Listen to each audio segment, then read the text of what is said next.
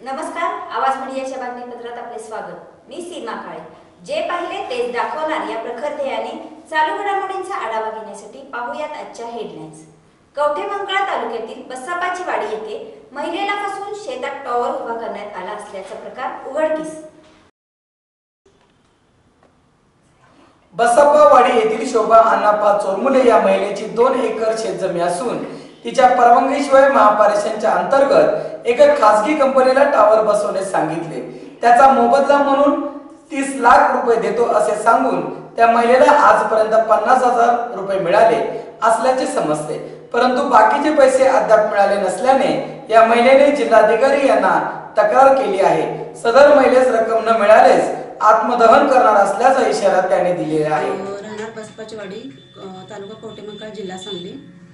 सन power कंपनीचे tower आमच्या शेतातून बेकायदेशीरपणे नेत आहेत। आम्ही कुठल्याही प्रकारची आम्ही परमिशन दिलेली नाही आहे त्यांना, तरी जबरदस्तीनं तुम्हाला शेवटी आम्ही 30 लाख रुपये देतो असं म्हणून वारंवार सांगून आम्ही नेहमी त्यांचं काम अडवत होतो। वारंवार दिवसातून 4-4 तास जरी काम अडवायचा प्रयत्न केला तरीसुद्धा त्यांनी जबरदस्तीनं काम चालू केले तिथं।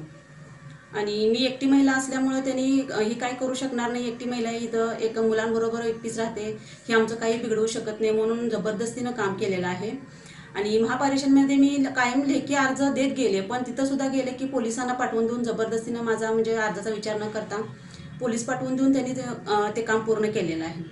आणि त्याचा मला आतापर्यंत फक्त 50,000 रुपये इतकीच रक्कम दिलेली आहे। आणि पूर्ण माझं एक एकर शेत गेलेलं आहे आणि जगण्यासाठी आम्हाला आता दुसरं कुठलंही साधन नाही आहे त्याच्यामध्ये।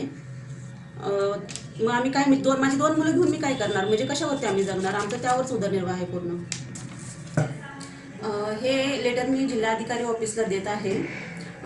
माझ्या जर ह्या लेटरचा विचार नाही केला आणि 4 दिवसात जर माझे रानातून टावर नाही काढून घेतले तर मी आत्मदहन करणार आहे जिल्हाधिकारी ऑफिसमध्ये।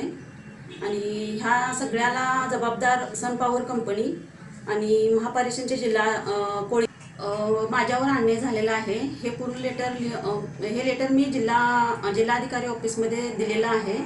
4 दिवसात जर ह्याचा काही विचार केला नाही तर मी जिल्हाधिकारी ऑफिसमध्ये आत्मदहन करणार आहे। आणि ह्याला जबाबदार महापालिका कंपनी आणि महापालिकेचे कोळी साहेब, पोलीस, कवठेमंकाळ पोलीस डिपार्टमेंट आणि सन पॉवर कंपनी हे लोक जबाबदार राहतील।